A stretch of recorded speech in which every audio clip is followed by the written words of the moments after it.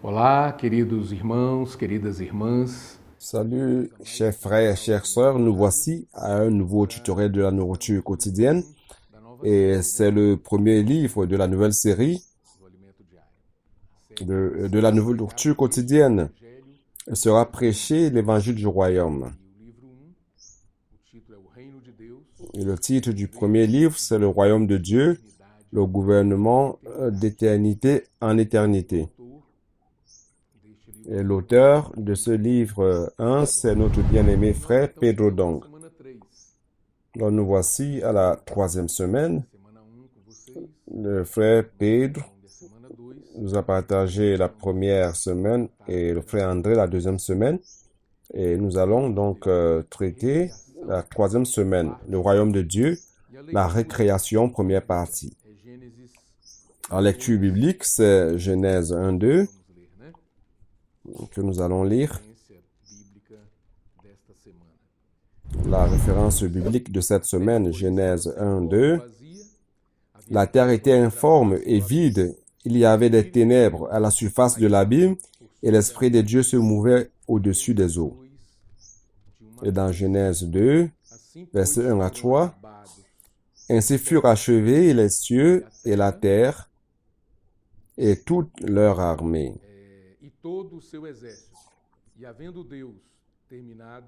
Dieu acheva au 7e jour son œuvre qu'il avait faite, et il se reposa au 7e jour de toute son œuvre qu'il avait faite.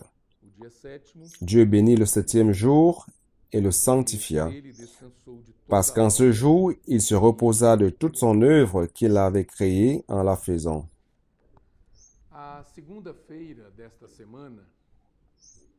Lundi de cette semaine, nous avons le titre appelé à la guerre. Je vais vous lire certaines parties de lundi, car je trouve que c'est intéressant afin de bien affermir la charge de cette semaine. Tout au cours de la semaine, nous allons nous rendre compte que nous sommes au milieu d'une guerre. Tous les conflits du monde sont les résultats de cette guerre contre l'ennemi de Dieu, Satan. Nous, chrétiens, nous sommes les principaux soldats et nous avons l'arme principale contre l'empire des ténèbres. De quelle arme s'agit-il? L'évangile du royaume. Comme cette série traite de l'évangile de Matthieu, et le thème de l'évangile de Matthieu, c'est exactement ceci, l'évangile du royaume, la prédication de l'évangile du royaume. Nous avons donc cette arme si puissante pour affronter l'ennemi de Dieu. En 2017, le Seigneur nous a donné 3 paroles. C'est un peu une récapitulation de ce que l'Esprit Saint nous a révélé depuis 2017 jusqu'à présent et de manière bien rapide. Dieu nous a donné 3 mots, enthousiasme, excellence et inclusion. Et cela a changé notre vie. Nous avons commencé à avoir l'enthousiasme dans la vie et dans la réunion de l'Église, les réunions et les services.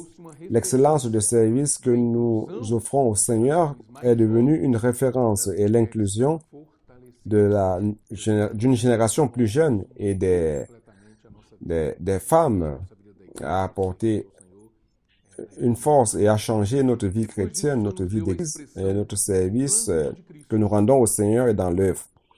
Et le Seigneur nous a donné après l'expression, le splachnon de Christ. Vous vous en rappelez? On étudiait le livre de Philippiens et cette expression donc a surgi. Cela indique sa compassion pour les personnes et l'empathie qu'il ressent pour elles. Et dans l'évangile de Matthieu, chapitre 9, versets 35 et 36, lorsque le Seigneur était sur la terre et lorsqu'il a regardé la multitude qui était fatiguée comme un troupeau sans berger, le Seigneur a eu compassion de cette multitude-là. Et cela nous a beaucoup touchés et nous avons été renouvelés. Le Seigneur a renouvelé notre intérieur Elle nous a amenés à nous occuper plus davantage des personnes. À partir de là, nous avons pu voir notre condition dans certains endroits remplis de disputes, de positions, de jalousies, d'envie.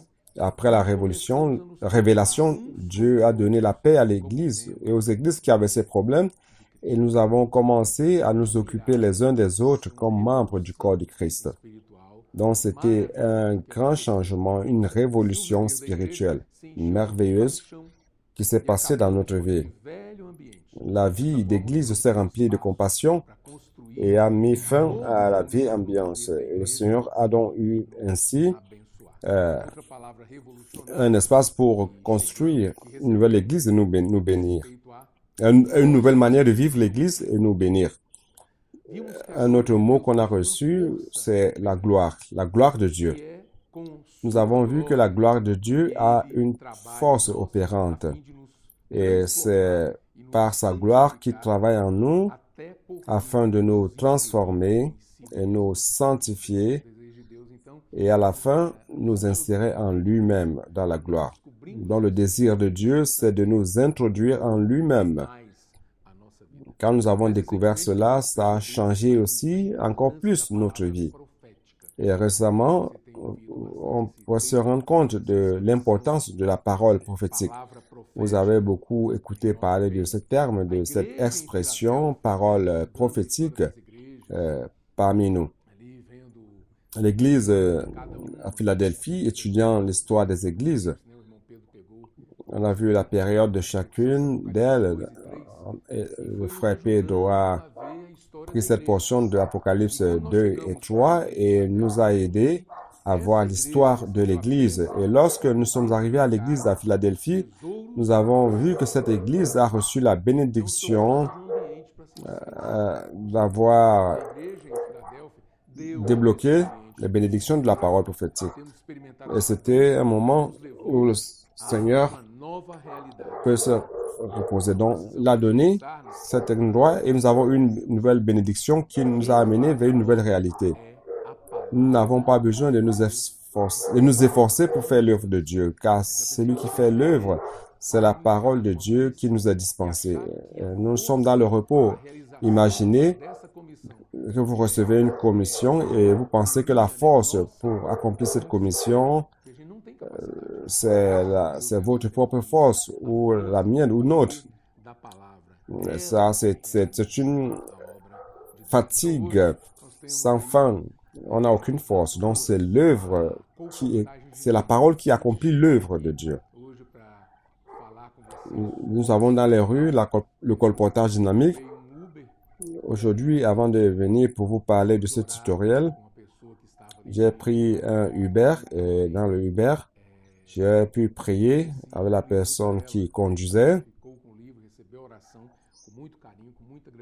et je lui ai aussi offert le livre. Donc, cette personne a reçu le livre et a reçu la prière aussi avec gratitude. Donc, nos frères qui travaillent dans le colportage dynamique sont à tout moment dans les rues, priant pour les personnes, distribuant aux personnes le livre, la parole sous la forme écrite. Nous sommes un petit nombre. En fait, ils sont encore un petit nombre que nous pouvons les traiter de guerriers.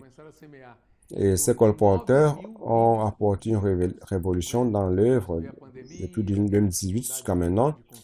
Ils ont semé plus de 9000 livres par jour. Il y a eu la pandémie et toutes les difficultés pour contacter les personnes physiquement, pour aborder les personnes, mais même comme cela, ils ont cru depuis 2018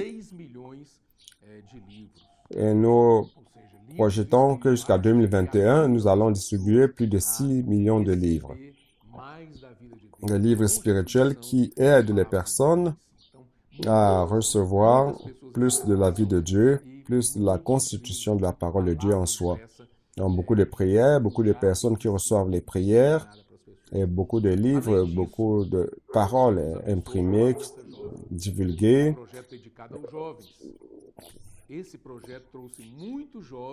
Et au-delà de cela, le Seigneur nous a bénis avec, avant ce jeûne, un projet dédié aux jeunes. beaucoup de jeunes parmi nous ont été suscités comme des gouttes de rosée. Le Seigneur nous a bénis à des jeunes, des adolescents qui prêchent l'évangile du royaume par le colportage. Ce sont des miracles et des miracles qui se passent. Donc, à partir de là, de cette exposition que le frère P doit faire au début, vous commencez à vous rendre compte pourquoi nous parlons de guerre, pourquoi nous faisons, pourquoi nous évoquons la notion de guerre. Non, Satan, l'ennemi, si vous êtes dans votre maison, dans une vie chrétienne tranquille, une vie d'église sans lumière, sans activité, une vie d'église dans la zone de confort, vous n'allez pas incommoder l'ennemi de Dieu. Mais si vous et moi, comme notre vie d'église si notre vie d'église est dynamique, dans l'enthousiasme, recherchant l'excellence et incluant des personnes, alors l'ennemi de Dieu commence à se faire du souci. Il est incommodé car son royaume sera menacé. Il s'amusait avec les personnes et nous sommes maintenant dans les rues, priant pour les personnes, priant pour elles, leur donnant des livres, les délivrant du royaume des ténèbres et transportant ces personnes dans le royaume du Fils de son amour. Donc, réellement, nous sommes en train d'incommoder l'ennemi de Dieu, l'adversaire de Dieu, Satan. Il n'a pas arrêté de travailler aussi et il cherche à nous détruire et à nuire à cette œuvre de secourir les personnes de son royaume. Même comme mépriser le petit troupeau que nous sommes, nous faisons la différence. Nous sommes peu nombreux par rapport au nombre de personnes qui existent dans le monde en termes de population. Nous sommes un petit nombre, mais nous faisons la différence. C'est pour cela que Satan veut nous atteindre. Son désir, c'est de nous arrêter. Mais ce qu'il est en train de provoquer, c'est une guerre. Étant ainsi, nous lui déclarons dans la guerre et notre réponse à cet appel de guerre, c'est prêcher davantage l'évangile du royaume.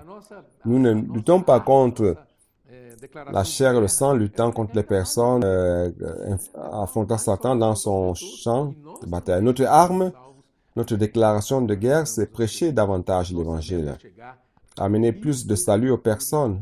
Et nous aussi, nous allons être sauvés au fur et à mesure que nous aidons les personnes. Notre objectif, c'est d'arriver à 1000 colporteurs dynamiques. Aujourd'hui, nous avons à peu près 300 colporteurs et nous désirons parvenir à 1000. C'est notre objectif et nous travaillons.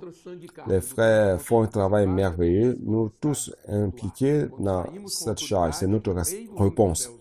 Nous ne luttons pas contre le sang et la chair, mais contre les dominations, les principautés des airs. Quand nous sortons avec l'autorité que le roi du royaume des cieux nous a donnée, personne ne peut nous arrêter, ni les principautés, ni les dominations, les démons. Ils fuient notre présence lorsque nous demandons aux personnes, puis-je prier pour vous? Lorsque vous posez cette question, vous êtes délivré de vous-même et vous apportez la délivrance aux personnes qui acceptent la prière. Même qu'elles n'acceptent pas, après elles retournent et elles demandent la prière. Mardi parle de Béhémoth, Léviathan qui habite en nous. Lorsque vous voyez le titre, vous pouvez vous dire, mais qu'est-ce que c'est Béhémoth et Léviathan habitent en nous? Ces animaux qui sont mentionnés dans le livre de Job, chapitre 40 et 41, en fait, c'est l'hippopotame et le crocodile selon d'autres versions. Et nous savons que l'hippopotame, Béhémoth et le crocodile, c'est le Léviathan. Pourquoi ils habitent en nous? C'est parce qu'ils représentent la nature déchue que l'ennemi de Dieu a mis à l'intérieur de l'homme avec la chute. Avec la chute, une mauvaise nature maligne est entrée en l'homme. Dans le livre de Matthieu, que nous sommes en train d'étudier, nous révèle que Jésus est venu pour sauver la terre comme roi par son autorité. Le livre de Matthieu est le seul livre qui parle du royaume des cieux comme une portion spéciale dans le royaume de Dieu. Cela est lié au temps. Et le frère Pedro nous a apporté un graphique merveilleux qui parle de l'éternité passée à l'éternité future. Entre l'éternité passée et l'éternité future, nous avons le temps, l'élément temps.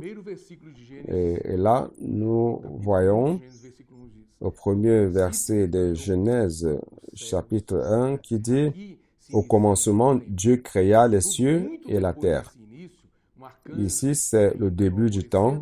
Cependant, après ce début, un archange, au début de la création, il a été créé comme le principal leader de cette création.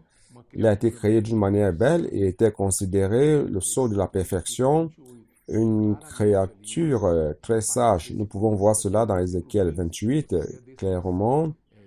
À partir du verset 12 jusqu'au verset 15, vous voyez la description de cette personne. Il a été créé d'une manière très belle et était considéré comme le sceau de la perfection, une créature sage. Il lui a été remis le gouvernement de la terre et il a dû bien gouverner, mais par sa beauté et sagesse, il a certainement dû être très élogié et l'orgueil est né dans son cœur. C'est ainsi que l'iniquité est entrée en lui. Il voulait monter plus et non content du lieu que Dieu lui a donné. Il voulait être égal à Dieu. Donc, il a commencé à menacer l'autorité de Dieu, la position et même la position de Dieu. La grande question, lorsque nous voyons le livre de Job, lorsque nous voyons la description de ces animaux, nous nous rendons compte que dans l'histoire, en lisant le livre de Job, que le problème de Job n'était pas la partie externe de l'homme, mais le problème était la partie interne. Donc, Satan a fait beaucoup de choses qui ont touché à la partie externe de Job. Et tandis qu'il touchait à la partie externe de ses biens, ses choses, et même sa famille, Job ne blasphémait pas contre Dieu. Mais il fut un moment qu'il y a eu une discussion entre Job et ses amis, et Job s'est senti offensé. Alors, il a senti que son honneur était touché, et nous pouvons nous rendre compte que le problème de l'homme est à l'intérieur de l'homme. Et Job a questionné Dieu au chapitre 10 de Job 4 à 6, il dit ceci: « As-tu les yeux de chair? Vois-tu comme l'homme voit? Tes jours sont-ils comme les jours du mortel? Ou tes années comme celles d'un homme pour t'informer de mes péchés et vérifier de mon iniquité, mes péchés? » Devant cela, Dieu n'a pas discuté avec lui, mais à la fin du livre de Job, il montre que celui-ci pouvait être religieux et juste. Mais ce qui est important, et c'est très important, un principe très important que l'Esprit Saint nous a révélé à travers notre frère cette semaine. Vous pouvez avoir une vie religieuse juste, et correcte, droite et intègre, comme Job. Mais il ne savait pas qu'à l'intérieur de lui, il y avait deux animaux terribles implantés par Satan dans l'homme. Un de ces animaux, c'est l'hippopotame, appelé Behemoth dans la langue originale. Job 40, 15 à 24. Cet animal est à l'intérieur de nous. Il représente le bon côté de la vie de l'âme. Et le bon côté de la vie de l'homme tue plus que le mauvais côté. Et on a découvert qu'en Afrique, l'hippopotame, qui paraît être un animal inoffensif, tue plus que le crocodile. Et l'hippopotame représente le bon côté de notre vie de l'âme. Les personnes vous regardent et voient que vous avez un bon caractère et on a l'impression que tout va bien. Mais en fait, vous pouvez vous tromper. Car au moment où on s'attend le moins, un autre animal vient, c'est le Léviathan, et qui sort ses griffes. Un autre animal révélé en nous, c'est le Léviathan qui représente le côté mal, le côté mauvais de la vie de l'âme, les féroces. Et lorsque lui se cache, le Behemoth ne se cache pas.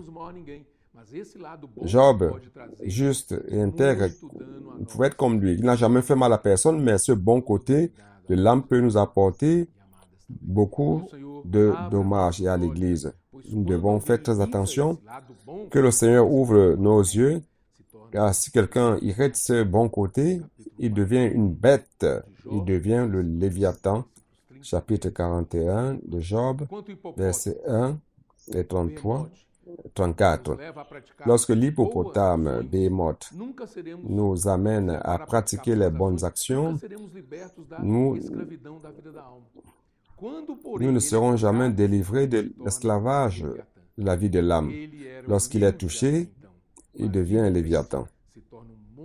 Il était humble et tout d'un coup, il devient un monstre et orgueilleux qui se défend. Il se révèle plus féroce que vous ne puissiez imaginer. Car il roi sur tous les animaux orgueilleux, il regarde avec mépris tout ce qui est élevé. Sur lui, il n'y a aucune autorité.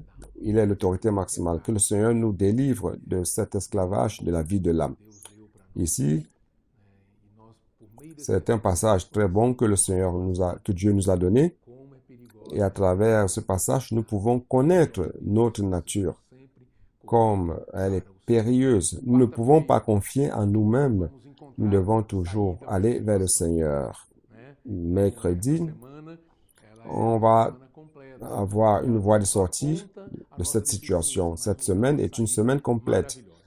Non seulement elle montre nos déficiences, mais elle nous donne une voie de sortie merveilleuse. La conversion de la sphère terrestre vers la réalité du royaume des cieux. Nous avons ce besoin de nous convertir de la terre vers le ciel. Nous avons abordé l'évangile de Matthieu qui traite de l'évangile du royaume des cieux. Nous devons nous rendre compte que ce que Dieu attend de nous, chapitre 3 de Matthieu, versets 1 et 2, nous lisons: En ce jour-là, Jean-Baptiste apparut et criant dans le désert, dit: Repentez-vous, car le royaume des cieux est proche. Dans le désert de Judée. Nous avions un concept de repentance jusqu'à il y a peu de cela, qui n'est pas si mauvais que cela, c'est vrai. Vous allez dans une direction contraire à Dieu et vous faites demi-tour de 180 degrés et vous retournez vers Dieu. Mais la partie riche de la parole de cette semaine, c'est que nous avons reçu un concept plus précieux encore de ce mot, repentance. Au-delà de ce 180 degrés, ce retour de 180 degrés, je peux faire ce retour et rester sur le même plan. Nous allions dans la mauvaise direction et maintenant nous retournons vers la direction de Dieu. Mais il est dangereux de retourner vers la position de Dieu et continuer à agir sur le plan terrestre. C'est pour cela qu'il est important de faire la conversion de la terre vers le ciel. Dieu veut que nous retournions vers la direction opposée, c'est-à-dire que nous devons abandonner tout ce qui est vieux en arrière, les laisser en arrière et faire un changement. Le frère André, plus tard, va parler de l'importance de ce changement, n'est-ce pas? Changement de direction. Faisons ce changement. Dans le livre 2, nous allons voir la repentance. Nous devons voir comment a été notre manière de vivre dans la vie d'Église, notre manière de vivre la vie chrétienne, notre manière de servir les frères. Nous devons revoir tout cela et nous repentir.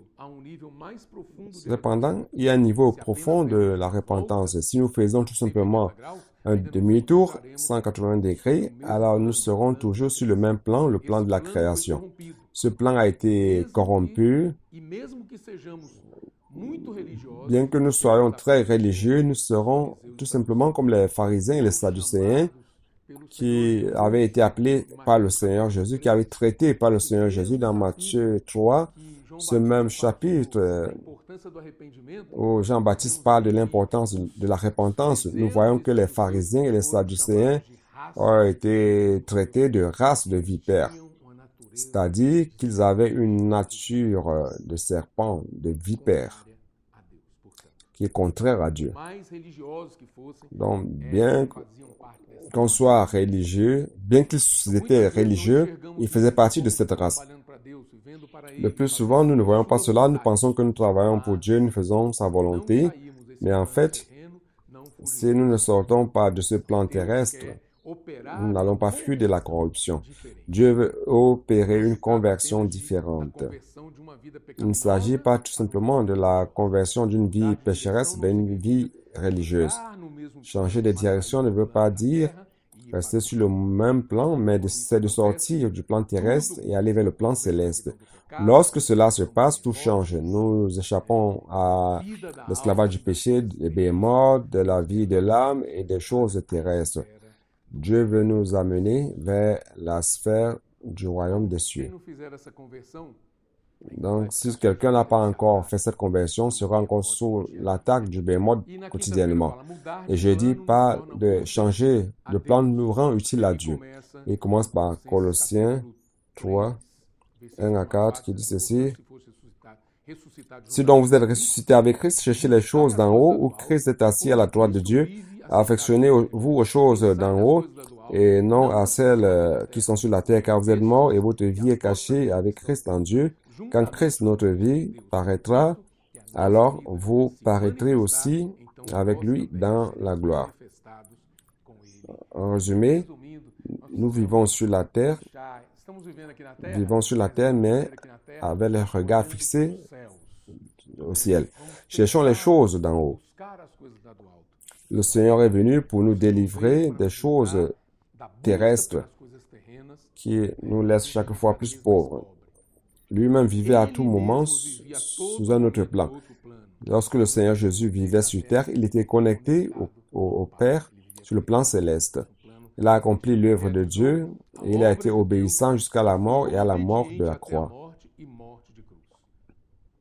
Donc ça, c'est l'encouragement que le Seigneur nous donne.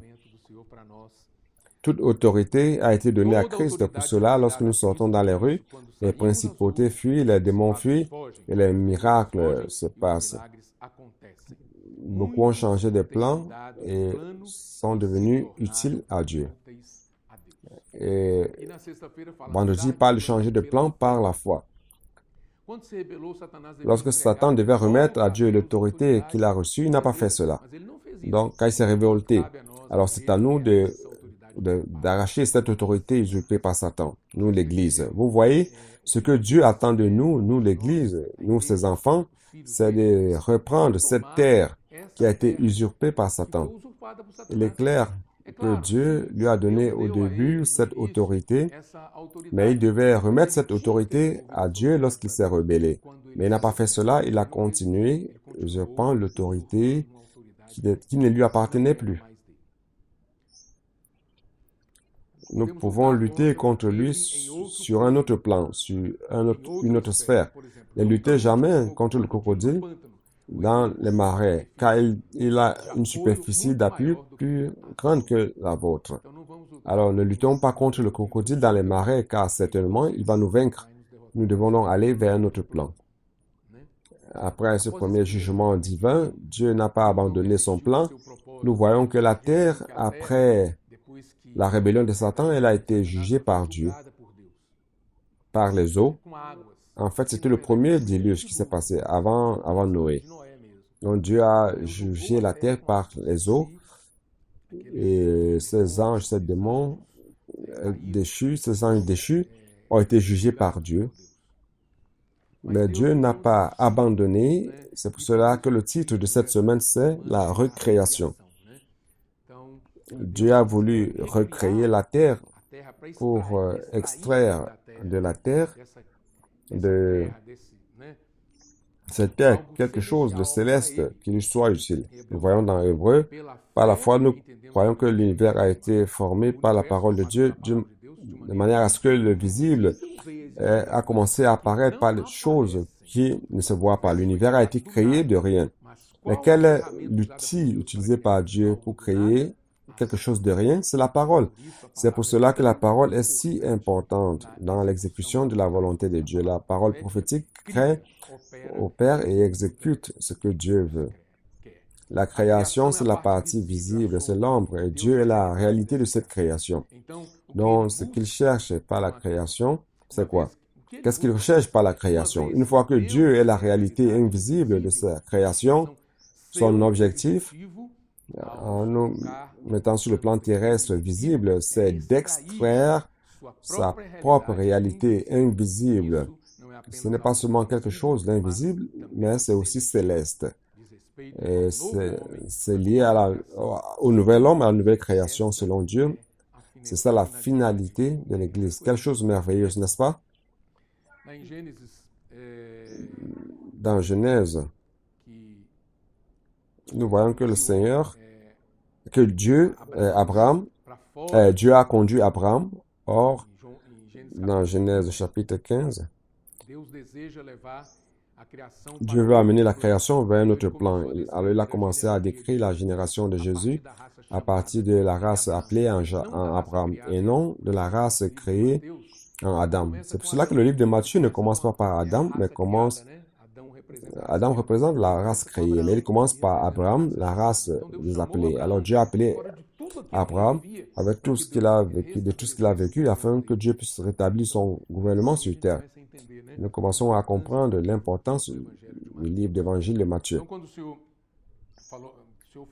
Lorsque Dieu dit à Abraham, chapitre 15, verset 5, après l'avoir conduit dehors, il dit, regarde vers le ciel et compte les étoiles, si tu peux les compter. Et lui dit, telle sera ta postérité. Ne regarde pas vers la terre, mais vers le ciel. Les étoiles du ciel représentent la postérité d'Abraham, spécialement la prospérité spirituelle des enfants de la foi. C'est par la foi que les choses de Dieu, les choses célestes deviennent réelles à chacun de vous. C'est dans Hébreux 11, verset 1. Cela ne se trouve pas sur le plan terrestre, mais sur le plan céleste. Que vous puissiez accéder par la foi. La foi nous transporte du plan terrestre vers le plan céleste. C'est par la foi qu'on est enfant d'Abraham, héritier de la promesse. Galates 3, 6. Et samedi, quelque chose de précieux que je n'avais pas remarqué, lisant 1 Corinthiens 15. Ici, je vais vous demander de lire avec tendresse cette portion, comme notre temps ici est limité. Mais j'aimerais que vous lisiez cette portion de 1 Corinthiens 15 afin de voir que réellement l'homme a été semé sur la terre. Il a été mis comme semence. Quelque chose de corruptible, de corrompu, Dieu veut en tirer quelque chose d'incorruptible. Ce corps que nous avons maintenant, avec beaucoup de problèmes, tous les problèmes que nous avons avec ce corps physique, psychologique et toutes sortes de problèmes, c'est tout simplement quelque chose de temporaire. Dieu veut nous donner quelque chose de céleste, d'incorruptible, quelque chose qui ne prend pas fin avec le temps. Dans la lecture de 1 Corinthiens 15, cela a quelque chose de nouveau pour vous. Lisez cette semaine, principalement samedi. Vous allez voir que Dieu veut faire une grande révolution dans votre vie. Nous allons voir, l'Église, c'est une île dans laquelle le ciel gouverne, Dieu commande. Le monde est sous la domination de Satan. Cependant, sur l'Église, il ne commande pas, car l'Église, c'est le royaume des cieux. Ce sont les cieux qui commandent. Que le Seigneur ait miséricorde de nous et que nous vivions la réalité de la vie d'Église. Dimanche dit, vivre en Dieu comme réalité de la lumière. Dieu lui-même est la réalité de la lumière. Dans 1 Jean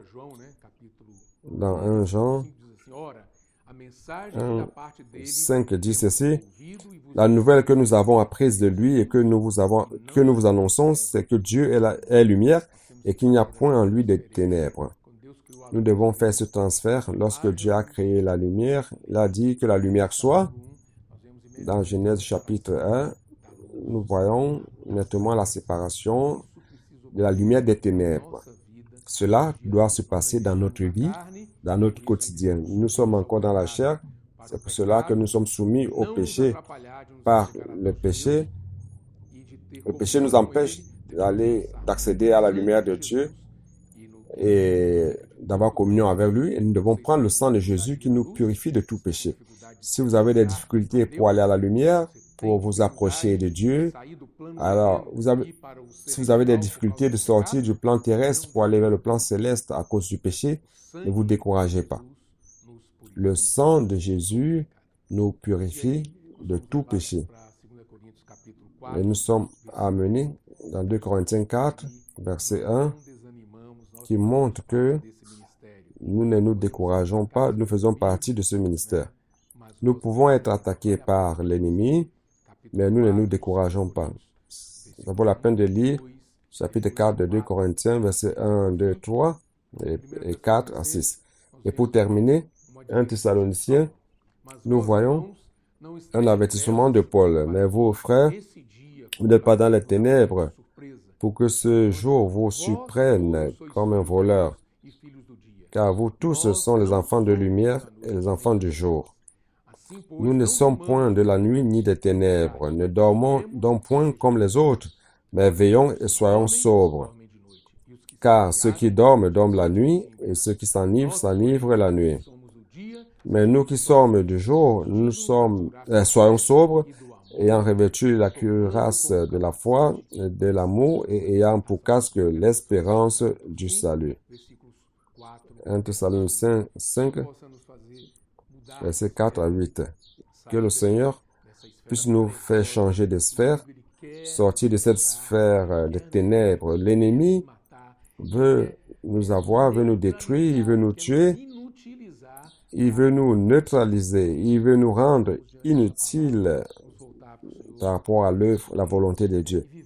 Que cette parole, en l'écoutant, nous amène à retourner vers le Seigneur, nous repentir et vivre selon la nouvelle culture. La culture de ce monde est une culture qui promeut des choses malignes. Nous devons nous retourner vers la culture divine, la culture de Dieu, vers les régions célestes. Que Dieu vous bénisse. Qu'en lisant cette semaine, que la lumière puisse briller dans votre cœur et que vous soyez chaque fois plus utile à Dieu, propre, délivré de toutes les choses de la terre, de tout péché, de toute contamination, de toute ténèbre, de toute mort, de toute action maligne de Satan, avec ses ruses qui veut nous amener à vivre une vie d'apparence, une vie religieuse, une vie comme si nous appartenons, comme si nous étions encore une race de vipères. Nous devons réellement nous repentir. Au-delà d'un demi-tour 180 degrés, nous devons sortir de la terre et aller vers le ciel, invoquant le nom du Seigneur, lisant sa parole, prêchant l'évangile aux personnes, pratiquant la parole prophétique. Et tout cela va nous amener à être des vainqueurs. Nous sommes peu nombreux, mais nous sommes chaque fois plus vigilants. Si le Seigneur revient aujourd'hui, nous voudrions être des vainqueurs. Nous voudrions être de ceux qui seront enlevés par lui et régner avec lui et participer aussi au groupe qui va coopérer avec Dieu pour vaincre l'ennemi une fois pour toutes. Notre lutte quotidienne aujourd'hui, prêchant l'évangile, nous faisons déjà ce travail. Mais un jour, cet ennemi sera complètement vaincu par le Seigneur avec son groupe de vainqueurs. Et nous espérons que vous et moi, nous allons faire partie de ce groupe. Jésus est le Seigneur. Soyez bénis.